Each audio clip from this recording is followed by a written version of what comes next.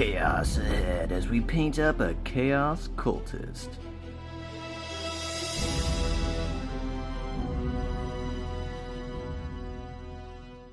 How's it going, everybody? Today we're going to be painting up this little Chaos Cultist.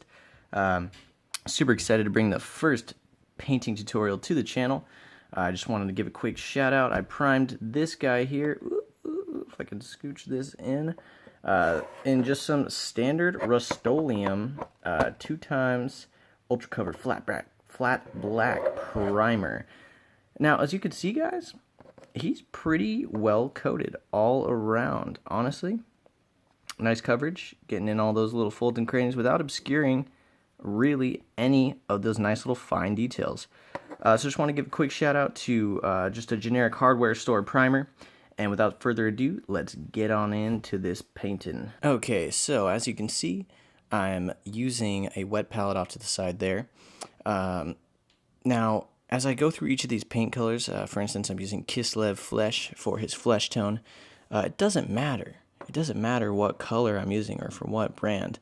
It just matters that it is a skin tone and it's something that you're happy with. So we're going to wet it down, get it going right over all his little skin bits. As you can see, this could be a little thinner. Yeah. So Chaos Cultist got a little... may not be being used as much with the Chaos changes to the codex, but these guys are still huge horde infantry style units. So this is essentially, a little bit of speed painting guide, because it doesn't matter how finely detailed these guys look. You're going to be painting up a ton of them. You're going to be, they're going to be in hordes on the battlefield. So you don't have to get super closely detailed. And see, I spilled over there a little on his gun. We're going to be going right over that. So just kind of slapping paint on, making sure we cover what we need to. It's more important to get coverage now opposed to needing to go back. Well, we'll be able to go back. But you want to cover all the parts that of one color. See, got right up on that hood. We're going to be painting that all over. So especially in this first phase, does not matter at all. And you see this skin tone, it looks super uneven. It's because we're painting over black. So we're painting over black, and it's really thin. So it's gonna be, it's not gonna look the best. The black is really gonna show through and gonna show how uneven it is. But that's why you base coat in multiple coats. So we're going to be going right over, just getting all these little fleshy details. Nothing down below. We're going to grab his face. What I like about this guy is he's got a mask covering his whole face. That's going to be really cool to paint. But he's still got lips showing. That's a beard there. But we're actually going to coat this up. And make sure we get his mouth. And then we're actually going to go over the hair too. I'll show you why. We're going to shade his hair differently than we shade his skin. So it's going to end up looking like a nice blonde. So if we just go over there, we're going to be highlighting that later as well.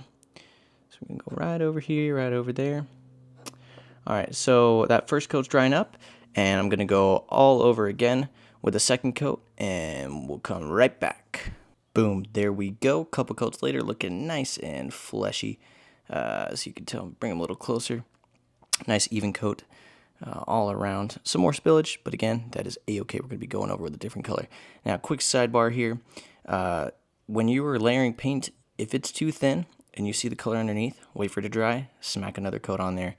Don't increase the thickness to a point where you're going to be obscuring detail and laying paint on too thickly. It's totally fine if it's too thin. As you can see here, I had to go on maybe 3 coats here on the arm, but it's kind of hard to tell. But the detail is there, guys. The detail is not obscured, and so we're going to be doing that the whole tutorial through. If the paint's a little thin, just keep layering it up, all right? Now we're going to be moving on to the browns. He's got a lot of brown details here. We got the strap around his neck. We got the rope for the ball and chain he's holding in his hand. We got his pants and these pouches here. Now, because his pants are so close to the pouches and the belt, I'm gonna actually leave them black. Now, here's the thing. I could go with a light brown and a dark brown to differentiate, but this is kind of a speed paint. We want to get paint on this quick. We want to get it close to tabletop standard as possible, as quick as possible. So that's a reason why I'm only choosing to go with one brown here. So just all these brown details, we're going to be... Let me grab that a little bit. There we go. We're just going to be laying brown all over here. Now, the black showing through for the brown actually is kind of pre-shading. So it's up to you. You could just throw on that layer, and then you say the black underneath it kind of looks like worn leather. Leave it, you know. It's not going to be a detailed leather technique, but that's not what we're going for here. We're going for quick. We're going for fast. We want to get a lot of these guys done in a short amount of time. So we're throwing brown all over these little pouches. I'm leaving that middle part. I'm going to get these little sides, but I'm leaving that seam black. That's why we prime black. We got those shadows pre-built, pre-made. We don't have to go in there. We don't have to do a thin layer of black. I mean, a shade is going to run in there too. It's going to help it out, but guys, this is quick. This is easy. This is speed painting. We're going to get the bottom here. Spend a little more time here because those pants are going to be black. So, you know, if paint does run over, it's fine. We're going to be going over with black. But boom, that's actually nice and neat. And then we're actually going to be going along the belt here. Get that belt nice and brown. And then we're going to be moving to this little holster. Getting all these bits nice and brown. Getting some more paint on the brush. Boom. Beautiful. Beautiful, just beautiful. Getting the holster, the holster, and then the hilt of the sword, just like that. I got shadows in there. I got paint that didn't get in there. I don't mind. I'm just gonna keep moving. Keep on moving. All right, we're gonna grab this little strap, and if any paint gets on the back of his tunic or that little hood, totally fine. But, you know, we got the control. We're able to actually get it on there nice and easy. You want to get every bit of this so it stands out more. You know, you want to take time on these. You know, you want to do them quick, but you want to make sure you're getting everything, because the worst thing is you do all your browns. So you do this, you do that, and then you forget the strap, and then later, you know, you're on silver or you're on red 2 steps down the line. You're like, oh, God, I got to go back, got to get brown. So, you know, take your time, and as far as that takes, you know, look at the model beforehand. You know, plan out, you know, I got all the paints behind me. I'm ready to go. I know I need brown. I'm going to go for a flesh tone. You know, you think of your metallics. So just take time to look at your model ahead of time for the painting. It's going to save you a lot of time. It's just a pre-planning step. So we're going to get this brown here. And then I think we'll come back when we got all these brown bits done. All right, guys. Now, as you can see, we got all those brown bits painted up nice and easy. Took a little more time where the brown touched the flesh there. You know, slight overlap, but, you know, we're being a little more careful. That's going to get wiped away in a wash. But again, not as careless as our first go through with our first color. So, you know, just be mindful of the previous coat and what you took a lot of work on. And you can see I dusted some brown through his hair, his beard and head hair. It kind of looks like McDonald's fries or something. But it's gonna create kind of a third color and differentiate it. Once we throw a wash on that, it's gonna blend in nicely. I also made his shoes brown. Finished all those pouches. And yes, there's a lot of brown on this model, but if you see, like, they're far away from each other, relatively speaking. So it's not too much, you know. Get a nice blend. And yes, could I have done, you know, tan for his bracer and a darker brown for shoes? Of course I could. But we could do these things with washes, and we're going to save a lot of time by just going one brown through the whole thing. And again, this guy is one of hundreds, possibly, you could have on the table at a time, you know. If you're taking time on your HQ, absolutely differentiate your colors. But just kind of want to take it aside there. Just really get it going that, you know, using one note color for all these things that are brown, it's totally cool, totally fine. Now, segueing, I got this nice corn red on this brush here. And what we're going to do is we're going to give him a highlight color. We're going to give him something that pops. It's not brown. It's not black. It's not going to be a darker flesh tone. It's going to be a nice red for his vest here. Let's drop that brush. All right. It's going to go boom on the back here. Oh, wait a second. Okay, so that was blood for the blood god, which we will be getting to later. I was like, I thought this looks too watery. Okay, so now I have corn red here. We're going to be giving him a nice highlight, nice accent here on his back. Boom, it's going to make him pop. This is going to be something different than the rest of the model. And you can be a little sloppy here because we have yet to go over that cape. But when you get to here, the sides, you're getting close to that arm. Just take a little more care. Get as close to that arm as we can up in that corner. Boom, beautiful. And then same thing here. It's a light base coat. It's not even. Ooh, see, we got a little speck on that pouch. I was going to say, be careful of that pouch. We just painted that pouch. If you care, you can go back and do it brown. I might. But those little things, that could be some blood. When we do our blood god technical, just slap it over there and slap it over there. So be mindful. I have a camera in my face, so normally don't make mistakes like these. But just be careful, guys, when you're going over parts you've already painted. Paint within the lines. But, sometimes you can have these little things that you weren't planning on, but they end up being little really cool details. So, don't beat yourself up too hard. And you can always go back over things you've already painted. Do not be afraid to do that. All right, so I'm going to get all this vest colored in, and then we'll be right back. All right, got some Abaddon black here on the brush.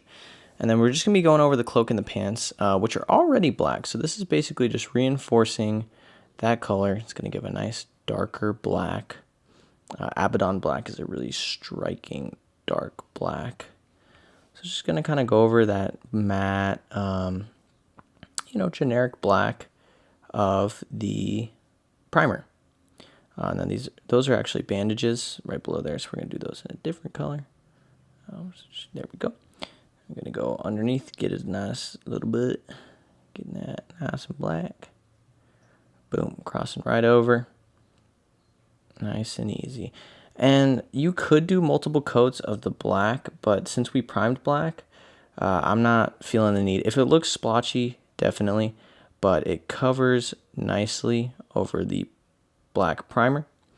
So we may not even need a second coat. But as you can see, it's darker than the primer. Get right over here. Getting in these little nooks and crannies. Boom, there we go. Now we're going over the cape here. Now this is another reason we go over black, even though it's prime black, is because we made some mistakes earlier. Got that skin tone on there. And that's where you might need to go second coats over. This black might be too thin for that. So just play it by ear. There's planning, but there's also just playing it by ear, just painting it up. Mistakes happen, adjusting for those mistakes, fixing those mistakes on the fly. And it's all the name of the game, the name of this painting game, the hobby we all love and enjoy. Here we go, get over those little mistakes. Get rid of those. Yeah, and that flesh tone's a little bright, so once this dries up, might have to go over it one more time. We're getting this nice and black. Gonna go here. Gonna take a little bit more time. Once this black is done, we're gonna cut to the next step, so be right back. Okay, we got them all black and ready to go. Now I wanted to take a second. See here, see that tiny little, see that tiny black mark under the shawl on the red? That is a beautiful mistake right there. It looks like a tear right in his clothes. That looks, intentionally painted. So I just want to take a second. These are, mistakes that if you make mistakes, you can make them work for you. You're telling a story when you're painting a miniature. his cloth got ripped in battle, or he's just wearing a torn shirt. You know, he doesn't have a lot of money. So, you know, little things like that. You know, these little mistakes you make can end up working for you. So it's not, oh, all right, let me get the red. If it's a tiny little black mark, oh, I can't believe I messed up. No, it looks perfect. It's beautiful. If it's a splotch right in the middle, of course. Of course. Anyway, moving on. Got Rakarth Flesh here, and we're going to be going for these bandages he's got on his legs. We're going to get these all, you know, looking like bandages. This Rakarth Flesh is a really nice, you know, neutral tone. You know, it's close to white. It's kind of a beige. So it works really well for bandages, especially once you get it shaded. And then the bandages run down his boot there. Ooh, get a little out of focus. There we go. All right, turn it around. And guys, flip your minis all around. I was doing the black earlier, and I had to go like, you know, under there to make sure I got all the underside of the hood. So that's why I really like this painting handle. I like using them a lot for whatever miniature I'm painting. I have a lot of freedom to move them around, see every little nook and cranny. You can do that with your fingers too, but it's a lot of control. I definitely recommend these little handles. The people that, you know, tack it to the bottom of a paint handle or pill bottle, whatever, definitely great as well. I just like the ergonomicness of the GW handle. Okay, we're going all over these bandages here.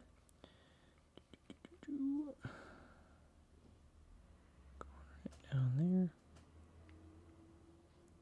And I like to think that, you know, these cultists, narratively wise, they're doing the best they can. They're getting scraps of, you know, whatever bandage to wrap around their feet for whatever tactical or personal reason. You know, these are really cool models. They tell stories. You know, I love painting up Games Workshop miniatures because they have so much story in these little tiny miniatures, and especially the ones lately, like the new Abaddon. My lord, does that model tell a story. And it has so much insane detail for how big he is. It's really, really crazy stuff that they're able to come out with. Okay, guys, I'm getting all this done here. And then we'll be right back once this is finished up. Okay, we are nearly to our final stage with the metallics. All right, so I'm going to swap this gun up with Lead Belcher. Lead Belcher is great for these infantry units that, especially these cultists, because they got grungy, dirty, old weapons. So it really, really works out for them. It gives a nice, you know, dull metallic that just looks nice, looks great. You know, these guys are dark, both in story and appearance. You know, make them real, just real dark. So you don't need anything, you know, more metallic than this is what I'm trying to say. Just give it a nice coat there, boom. And when you prime black, like that Lead Belcher looks so good. Like it's drying, and I know it looks a little sloppy, but once that dries, oh my god, like, do you really need a second coat of that? I don't think so. The black plays off it so well, shining underneath, and it's just, I love it. I love black and Lead Belcher, specifically that combo. Just really, really, really pops. We're going to get these tags up here. Let's get those babies. All right. Get a little more water. Now, the metallic stage, you don't need to do non-metallic metal for these guys. There is no point. You get some Lead Belcher, you slap it on, and you are good to go. All right. Now this, his face mask, you could do whatever you want with it. You could make it gold, brass. I like to, you know, again, there's a ton of these guys. Could I get another metallic? Yes. Am I just going to go over it with the lead belcher? Yes. The reason is saving time. And I think it still looks good. And again, it fits this. It fits the theme. It fits the aesthetic. It's grimy metal. It's old metal. It's a piece of sheet metal that this guy picked up and crumpled in the form of a mask and slapped it on his face. Like, that's cool. That's gross. That's grungy. I really like it. I like the story it tells. I like how it looks. But if you want to go brass, you want to go gold, whatever the story you're trying to tell it. You know, this painting tutorial is to run you through how I paint cultists up and the colors I chose. But this isn't lead belcher here, Reeklin here, Mornfang here. No, I'm using brown here for this reason. I'm using lead belcher here for this reason. You know, a metallic here for this reason. So feel free to run with it. Do your own thing. Painting is all about expressing yourself. It's all about your individuality, what you think. You know, there's a lot of painting tutorials that say X color here, X color there, and they're not, you know, I'm not saying any of those painters are saying this is the way it has to be, but that's, you know, anybody that's watching those, it's not mandatory. It's a suggestion. Do what you think makes your models look cool. Now, there are techniques you can learn, like thinning down your paint, using a wet palette, going over multiple coats with thin paint. These, yes, are going to help, and there are things you should do. But, you know, if you think globbing paint on with all one color looks cool, man, freaking do it, you know? Okay, we got his gun all coated. I'm going to get in here, take some time to get these spikes in this ball. And once I'm done with that, we'll be right back for some shading. All right, so we're going to soak this guy in wash. We're going to get the brush nice and loaded up there. Now, this is Reeklin Flesh Shade, so we're specifically going over his flesh bits here. You could easily do Nuln Oil over the entire model. Totally fine. But by doing 2 different washes, that is going to give us a little variation, you know. It's going to take 1 extra step. It is going to slow things down a bit, so if you're looking for ultimate speed, maybe just go over with Nuln Oil. You could also go Agrax over the whole guy. I wouldn't recommend the Flesh Shade because the Flesh Shade isn't going to change the browns and reds as much or dramatically as you know, Agrax or Nuln Oil would.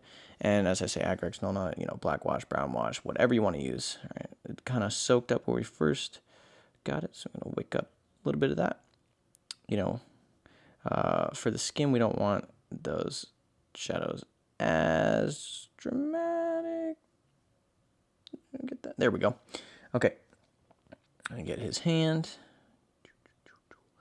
Boom, getting right into those fingers. Looking nice. Getting over the gun. Doesn't matter. We're going to Nuln Oil all over that. But we do actually have it where we don't want it there. So when you're washing and you have it pool in places you don't want it to, wipe your brush off on a paper towel. Get the brush, stick it up in there. Boom, it's going to wick that right up. And then you can just redistribute it back over the hand. Beautiful. Beautiful. All right, we got over this hand here. I want to get it more on the fingers. I'm going to wick away some of that. Let's redirect it down. Let's get a nice even distribution here. I'm going to go back over, soak them up a little more. You could use a little darker shading. There we go. There we go. I'm actually going to get right in the mouth there. Area, boom, all up in there. A little too wet. Again, get the paper towel. Boom, soak that up. Beautiful, beautiful, beautiful, beautiful. All right. That's it for his fleshy bits. So once this dries, we're going to come back and soak them in some Nuln Oil. Okay, guys, so quickly, that mark of chaos in the center of his chest there, boop, that's what that little gear is called. Went over that with some Retributor armor. I did forget to do that. But I want also, side note, the reason I did Lead Belcher and then also the Retributor armor last is because when you do metallics, those little flecks, those little sparkles that make them metallic are going to taint your pot of water. I didn't have to change my pot of water once. and that wasn't really an issue for me because I did my metallics last. If I did my metallics in between somewhere, would have had to go dump the pot and swap it out to avoid getting those little metallic flecks in my paint. So, side note there. All right, now we're going to do a heavier wash. As you can see, I went over, in my past steps when I had to go over the brown again due to mistakes, I went over his hair. So as you can see, it's a nice different color than the rest because we went over flesh shade first. So think of that. If you're using limited amount of paints, you can combine them in different ways to, make essentially a third color that we didn't even really use. So we're just going to go head to toe, get this guy a nice shower. Boom. Getting dirty, dark and dirty. Now, even more so than the flesh shade we just did, because, his arms aren't as drastically shady, but I like to think his clothes, his hair, weapons, they're grungy, they're dirty. Maybe he can take a bath. Maybe he washes his skin. But clothes, no, there's no laundry machines in the apocalypse. Boom. So we're just soaking him down. I apologize, guys, for all the out of focus shots. I'm having to do autofocus or manual focus. Tapping on.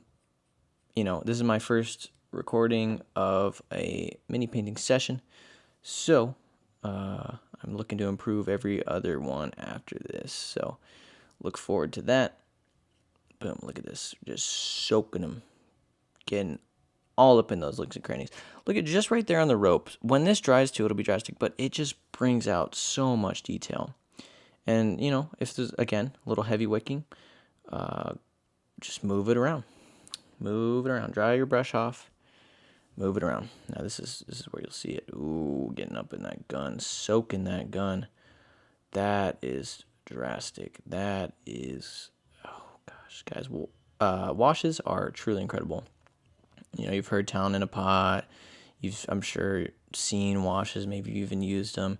They just really, really, really help a lot. And as I'm washing right now, I realized I didn't even paint that sword up. So, I'm going to have to re-lead belcher that sword. But it happens. Wouldn't have happened if I wasn't recording a video. But, again, stuff like that. It happens. Boom. Soaking these bandages especially. Give them a nice weathered look. You could do the bandages in the flesh shade color, which I might have done on retrospect, because that gives them a more naturally weathered look. But I'm going for dark all over. I'm going for null and oil as my primary shade, so it's fine in this instance. Now I'm kind of going back up, getting spots I may have missed, getting in those crevasses. All up in there. If it gets on the skin, totally fine. And you can see in the reflections that he's pretty soaked, pretty wet. But this is going to give us those nice contrasty things we need. And this is a big part of speed painting. These shades, highlights can all be done on a model you want to spend more time on. But a nice paint job, a nice even paint job all over, and a deep wash for an infantry model such as this, it's going to give you amazing results for the time you spend. If I wasn't recording a video, I would have gotten this done half the time. Even still, I think I've done well for it. I could have had his brethren being painted up alongside him. So, this technique, if you had the full set of cultists, would make it go super quick, which I've done before. So yeah, I'm going to wait till after this baby dries, and then we're going to take a last final look. Okay, guys, so here you go. He's not completely finished drying, you can tell. But you can see where the wash has settled and the effects it's done. So we got a cultist done pretty quick, neatly. We did it sloppy throughout, over crossing, but you just go back, fix it up. And again, the thing I want to touch on is happy accidents. When you mess up, and how to turn it into a positive thing. As I was washing, I realized I hadn't done his knife at all. But I went over it with the lead belcher, and because it's unwashed, it actually is of a different appearance than his other washed metallics. So it kind of sets it apart, and it's a thematic story element that you can tie in of, oh, well, he got a brand new sword. There's just little things like that, how you can tell a story through your miniatures when you're painting, and turning mistakes that aren't that big of a deal into parts of the miniature and part of the story. So obviously he needs some basing. I'm going to need to let the wash fully dry, but I'll post a picture at the end of the video for you to check out. Thank you guys so much for watching. If you made it to this point, it means a whole lot to me. If you like the tutorial and want to see more like it, please throw a like and subscribe for more painting tutorials, reviews of Warhammer community posts.